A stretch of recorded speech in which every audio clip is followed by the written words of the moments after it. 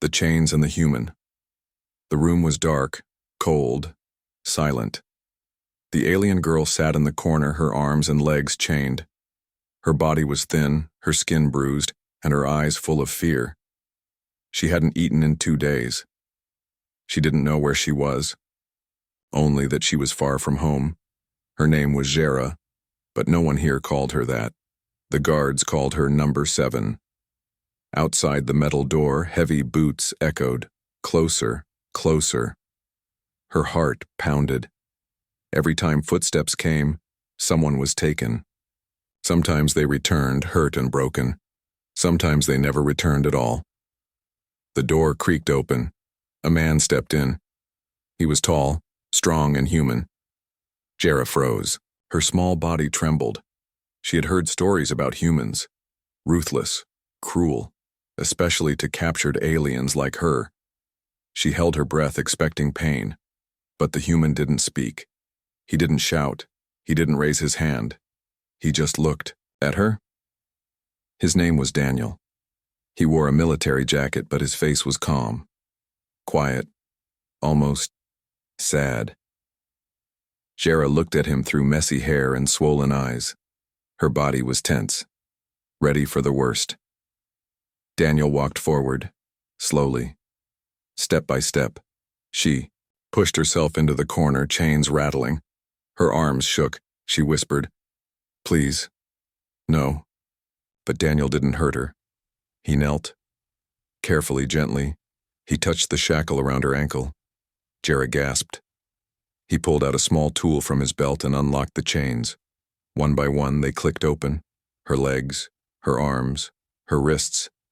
She didn't understand. "Why?" she whispered. Daniel didn't answer. He only stood and stepped back, leaving her free. Xero stared at her hands. She rubbed her sore wrists.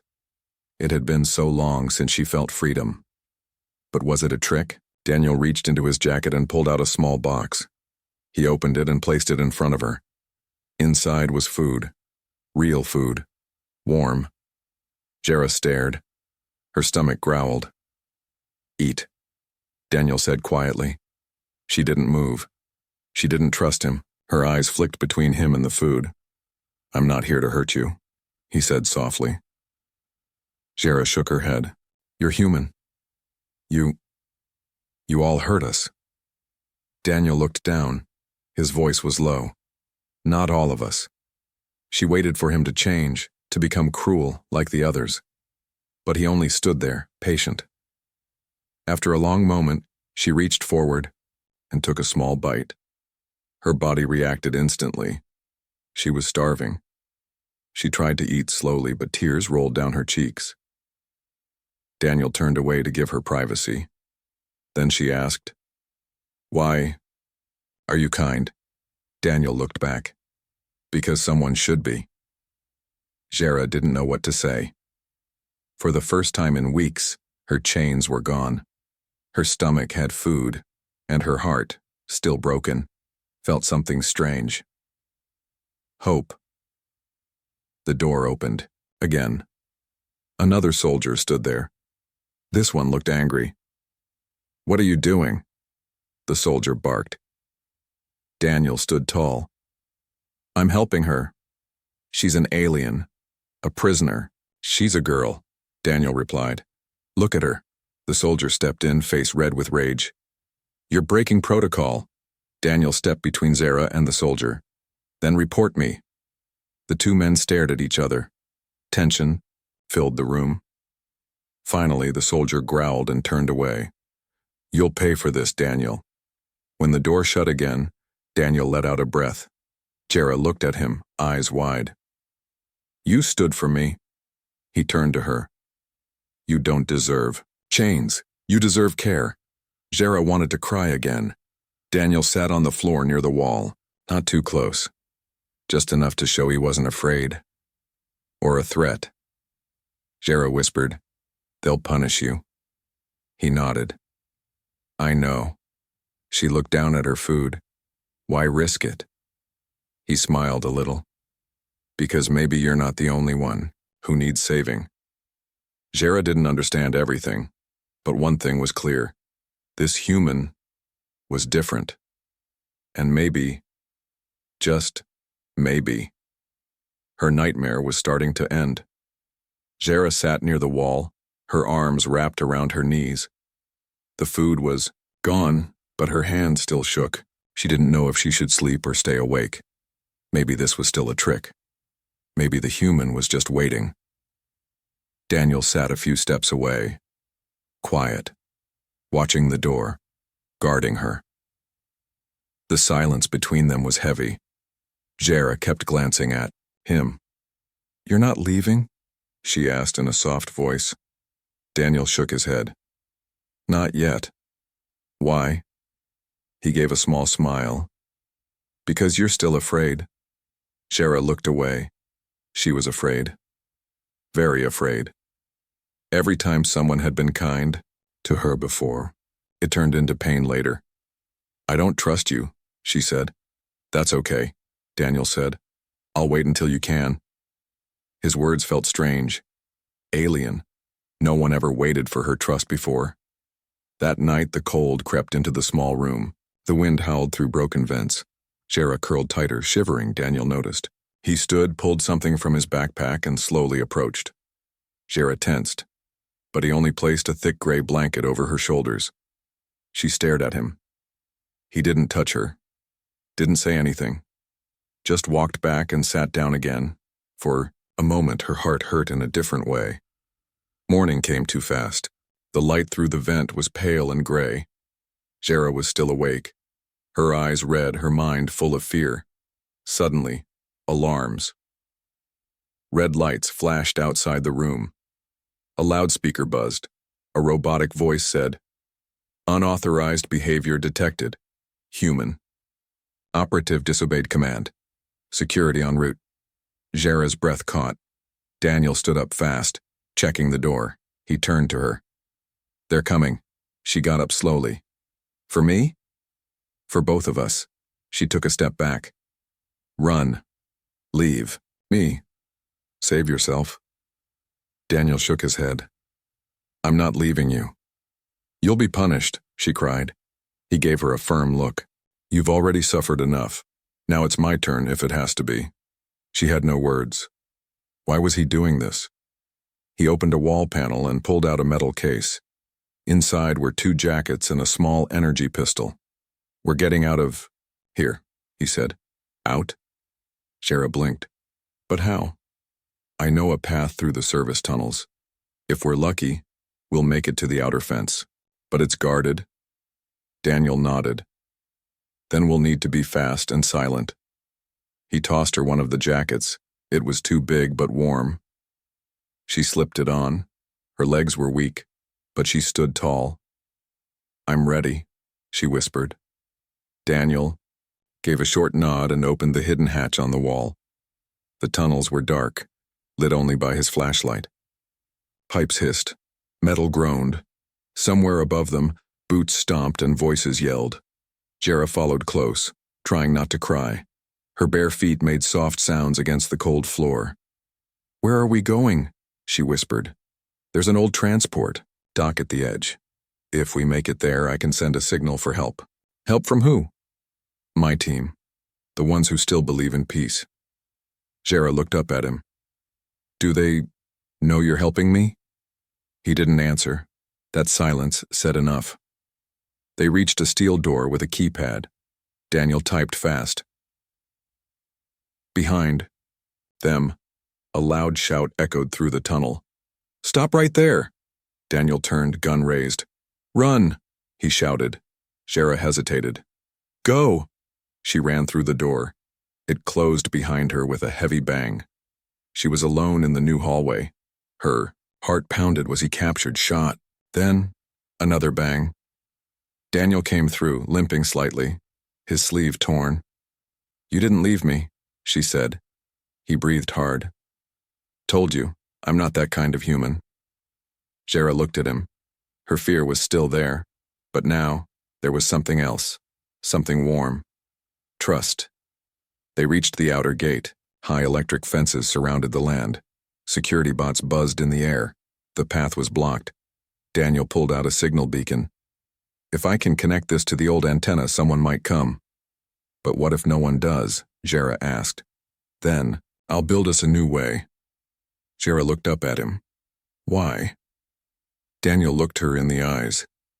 Because no one helped my sister when she needed it. I won't make that mistake again. She blinked. Your sister? She died in a war. Alone. Afraid. Like you. Jera reached out, and for the first time, touched his hand. It was gentle. He looked down, surprised. I believe you now, she said softly. I think I'm safe. Daniel smiled, a little sad but strong. You are. The night sky above was cloudy and cold. Jera had never seen Earth's sky before. It looked angry, full of gray wind and strange stars. But she didn't have time to wonder. She and Daniel were running. They had made it out of the base, barely. Behind them, alarms still rang. Searchlights scanned the trees. Drones flew overhead like hungry birds. Daniel held her hand as they ran through the forest. His face was tense, focused. He kept looking back. They'll come for us, Jera said between breaths. I know, he replied. Then why did you help me? His answer came fast. Because I couldn't watch another innocent die. Jera didn't know how to respond. She had been called many things, slave, animal, thing, but never innocent. They moved through the trees, their boots crunching on dry leaves. Somewhere behind them, loud voices called out, He took the alien girl. He's a traitor. Bring them back, dead or alive. Jera's stomach twisted. Your own people want you dead, she said. Daniel nodded. And they'll shoot first. Jera stopped. You should leave me. They'll forgive you if you return alone. Daniel turned sharply. Don't say that, again. But he stepped close, eyes locked on hers. If I leave you, what kind of human would I be? She didn't answer. Her chest felt tight. No one had ever chosen her before. They reached an old transport station deep in the forest. Rusted metal doors, broken glass, and silence. Daniel led her inside and locked the door behind them. This place used to send cargo. To orbit, he said. Now it's forgotten. Jera looked around. Are we safe here? For now, he said, checking a wall panel. Help might take hours. She sat down slowly. Her legs hurt, her body ached. But her heart, it felt different now. Like something was changing. Daniel knelt beside her and handed her a protein bar. She ate slowly. Thank you. He smiled. You're welcome. Then, crash, the window above shattered. A drone hovered outside, red lights blinking. It found us, Jera screamed. Daniel grabbed her and pulled her behind a control panel. The drone fired. Sparks flew. He aimed and shot once, clean hit. The drone exploded in the air, but it was too late. They know where we are now, Daniel said. They'll send more. They couldn't stay. Daniel opened a trapdoor below the station. A narrow tunnel led underground. Down here, he said. Jera hesitated. It's dark. I'll go first. Follow my voice. She nodded. They crawled through the tight space. Pipes lined the walls. It smelled of rust and old oil. Jera's heart pounded the whole time. Finally, they reached the other side, an old railway tunnel, mostly collapsed but still walkable. We'll follow this to the mountain pass, Daniel said. After that, we'll vanish. Jera's voice was weak. You really mean to run forever? He looked at her. Until the day you're safe. As they walked, Jera asked, Were you always like this? Daniel sighed. No. I followed. Orders once. Believed what they told me about aliens. That they were threats. What changed? I found out the truth. That they were hurting children. That they were hurting people like you. He clenched his jaw. I tried to speak. Up. They silenced me, Jera whispered. You're brave. Daniel gave a short laugh. No, just tired of watching innocent lives get thrown away. Suddenly, gunfire echoed through the tunnel. There they are. Soldiers appeared behind them, lights flashing, weapons raised. Daniel grabbed her hand. Run! They ran again, faster this time, their breath sharp, feet echoing on the tunnel floor. Shots rang out, sparks burst from the walls. Jarrah tripped, but Daniel caught her, lifted her, carried her. He didn't stop, not even when a bullet grazed his shoulder. He kept going. They found an exit in the rocks, a hidden hatch leading up to a rocky path. Daniel pushed it open and climbed out with her. Outside, the air was colder. Snow began to fall. Jarrah looked back. No one had ever risked their life for her, and now this human bled for her. Daniel fell to one knee, breathing hard. We made it. She helped him stand. Not yet, she said, but we will. The snow fell gently now, covering the rocky path in soft white. Jarrah and Daniel sat under the curve of a cliff, hidden from view. They had walked for hours after escaping the tunnel.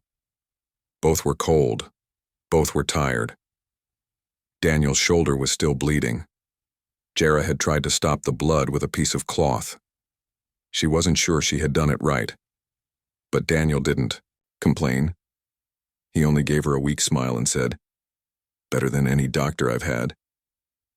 Now he was asleep, his back against the rock, his jacket pulled tight, his face pale. Even asleep, he looked ready to protect her. Jarrah sat close, watching him. No one had ever looked at her like he did, not with pity, not with fear, but with respect, with care. Her voice, once strong in her old life, had gone quiet since the chains, since the cages, since the screams. She touched her throat gently. Could she ever speak like before? When the fire in Daniel's small heater finally started to die, he opened his eyes slowly. "You still awake?" he asked, his voice low. Jarrah nodded. "Yes," he smiled. "You should sleep." "I'm not used to safety," she replied softly. He blinked. Jarrah paused. "That's the first sentence I've said in my own voice. Since I was taken." Daniel sat up straighter, ignoring the pain. "Then I'm honored." She gave a small laugh, dry, unsure, but real. They shared a small meal, canned food, dry bread, but to Jarrah, it tasted like a feast. "You don't talk much," Daniel said as they ate. "I forgot how," she admitted. "They beat us if we spoke." Daniel clenched his jaw. "I know. I saw the reports. I just never imagined it was this bad." "It was worse," Jarrah whispered. Daniel looked into her eyes. "You're free now." She shook her head. "Not yet." "Why not?" "Because I still feel like property," she said slowly. "I don't even know who I am anymore." "You're Jarrah," Daniel said. "That's enough." She looked at him for a long time. "No one said my name in months." "Well, get used to it. I'll say it every day if I have to." A tear slipped down her cheek. Later that night, Jarrah sang quietly to herself. It was an old song from her home world, one her mother used to sing when she was little. Her voice cracked, weak from silence. But it was beautiful. Daniel listened, eyes closed. "That's lovely." "It's a song of hope," she said. "I think Earth needs more of that," he replied. She smiled, and then softly she asked something she hadn't dared before. "Daniel, if they catch you, what will happen?" He didn't lie. "They'll punish me. Probably jail." "You'd lose everything," she whispered. "I already have," he said. "But if saving you is all I leave behind, that's worth it." Jarrah felt something break inside her. The pain, the fear. It melted a little. "I want to be strong," she said. "You are strong. I want to protect you like you protected me." Daniel smiled. "Then let's survive together." Morning came. Snow covered their tracks. But Daniel was too weak to walk far. His wound had gotten worse. He didn't say it, but Jera could see it. She made a choice. "I'll go ahead," she said. "Find help." "No," he said. "It's dangerous." "I won't be far," she said. "I remember your lessons. How to hide. How to stay silent." Daniel stared at her, then slowly nodded. "You're sure?" She placed her hand over his. "This time I'll protect you." Jera walked through the snow alone, heart beating fast. She didn't know what lay ahead, but her voice had returned, and her fear was smaller now, because someone had believed in her. And now, it was her turn to believe in herself. Jera moved through the snow like a ghost. Light, quiet, unseen. The cold bit at her bare hands, but she didn't stop. Every step away from Daniel felt heavy. She had left him behind in the rocky shelter, his face pale, his breathing slow. He needed help. "Fast. I'll come back," she had promised him, but the world was dangerous, especially for someone like her. The forest ahead grew thick and silent. Snow covered everything. Her alien skin, pale and marked with faint stripes, almost blended with the frost. She used that to her advantage, hiding behind trees, ducking under roots. She didn't know how far the soldiers were, but they were close. And they were angry. A sharp buzzing filled the air. Jera froze. Above her, a drone. It hovered, scanning. Jera dropped to the ground, pressing herself flat into the snow. She didn't breathe. The drone's red light blinked. Once. Twice. Then it flew past. She waited. 10 heartbeats. 20. Then she rose and ran. Back at the cliff shelter, Daniel struggled to stay awake. His vision was blurry now. The blood from his shoulder had slowed but hadn't stopped. He tried to keep his hand on the wound, but his strength was fading.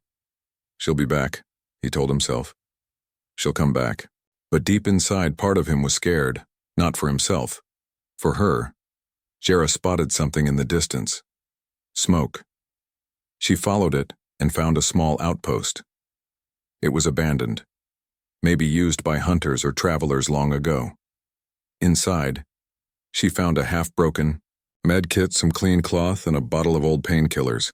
It wasn't much, but it was something. She tied it into her jacket, turned and ran back toward the rocks, toward Daniel. But before she could reach him, she heard footsteps. Voices. Human voices.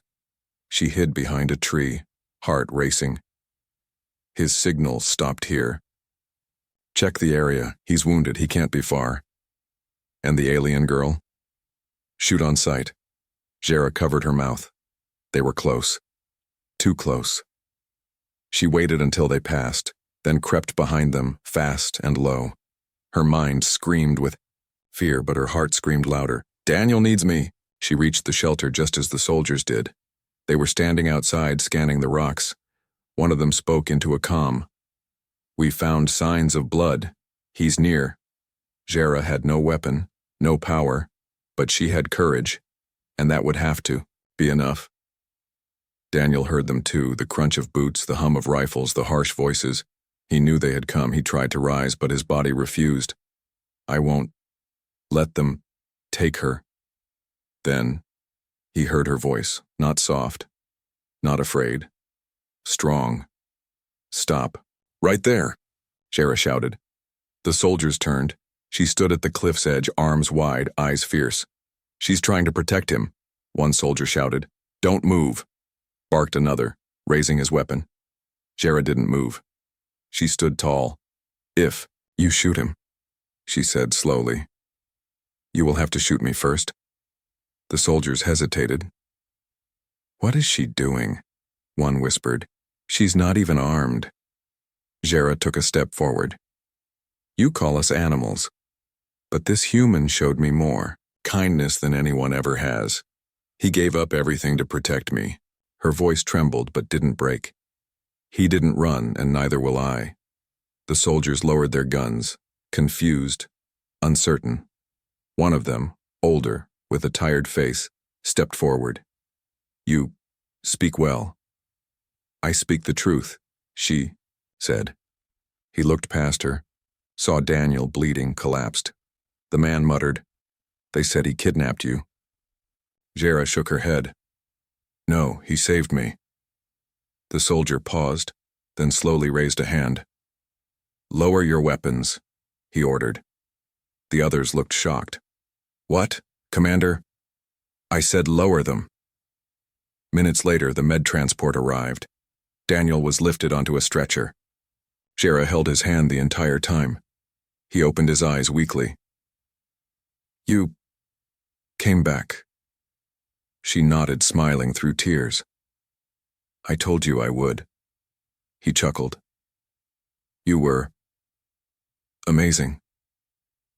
I learned from you, she whispered.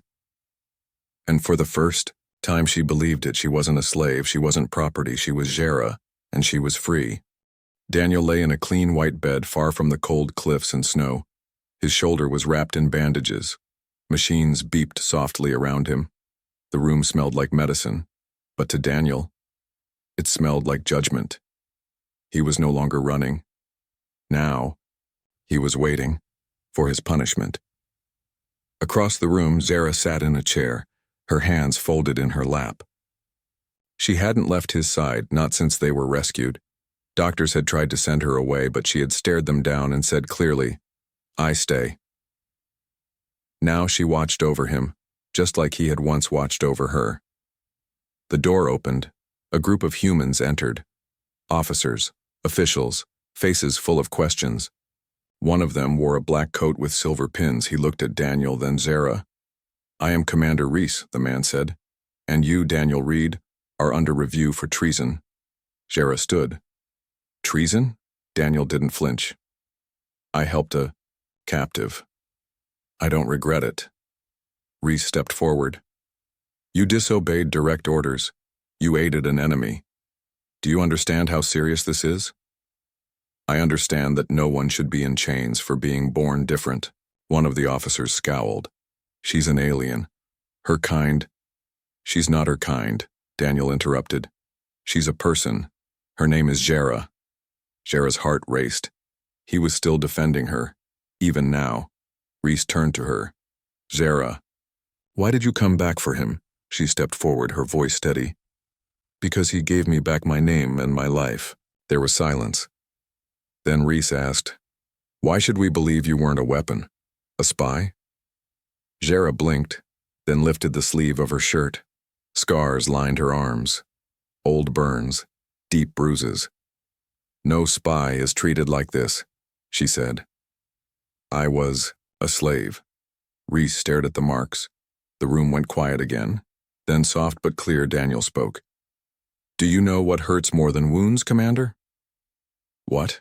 Knowing that my people stood by while this happened. A trial was called, not in a court but in a council room, broadcast to the human fleet. Jera sat in the audience, hands tight, eyes fixed on Daniel. He stood at the center, alone, with soldiers on both sides. Reese stood across from him. Daniel Reed, you broke military code, you refused orders, and you risked the safety of your team. Daniel replied, calm, and I'd do it again. Gasps in the crowd. Reese pressed on. You claim you saved a life, but some say you put your own species in danger. Then, Jera stood. I want to speak. Everyone turned. Reese hesitated. This is a human court. Daniel said, let her speak. The room went silent. Jera walked to the front. She looked small among them, but her voice was clear. You fear me because I'm not like you, but Daniel, he didn't care about my skin or species, he cared that I was hurting. She turned to the council. If helping someone like me is a crime, then your laws are broken. A pause. Then, one voice from the crowd clapped, then another, and another. Reese looked around, uneasy. This is not a performance. But the people had already decided. Daniel didn't break humanity. He reminded them of it. Later that evening, Daniel was released. Jera ran to him, tears in her eyes. You're free, He smiled tiredly. We're both free. They sat on a bench outside the station. The stars above looked peaceful now. Jera looked up at the sky. Where will we go? Daniel thought for a moment. Anywhere you want. I've never had a home. He looked at her. Then let's build one. The sun was rising. It's golden. Light touched the hills, the grass, and the old transport cabin sitting on the edge of a quiet valley. Birds chirped. The wind moved gently through the trees. Inside the cabin, Daniel stood by a window holding a mug of steaming tea. He watched the world outside. It was peaceful. For the first time in years, he felt still. Behind him, Jera stepped into the room. Her hair was no longer tangled. Her clothes were clean. Her body had healed. But most important, her eyes were bright. She looked at him and smiled. You're always up first, Daniel chuckled. Old habit. Jera walked to the table and picked up a datapad. The solar panels are working, and the signal tower's almost ready. Good, he said. Soon we can help others. She looked at him. Others like me. He nodded. There are more out there, Jera. Still trapped, still silent. We can give them what we never had. Jera stared at him for a long moment. You say we a lot now, because it's not just about me anymore. They had chosen this place far from the cities, between human borders and alien zones, a no man's land forgotten by most. But to them, it was a new start. Together they built a safe space, a place with no chains, no cages, no fear.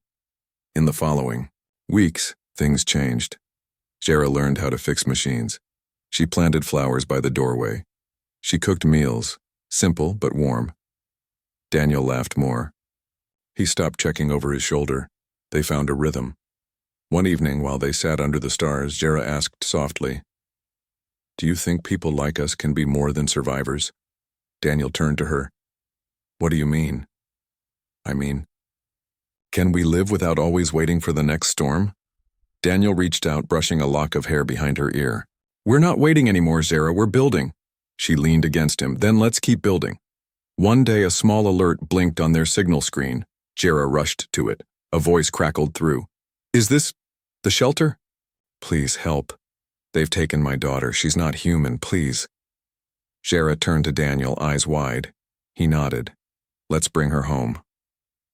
That night, as the stars shone above, Daniel stood at the edge of the valley.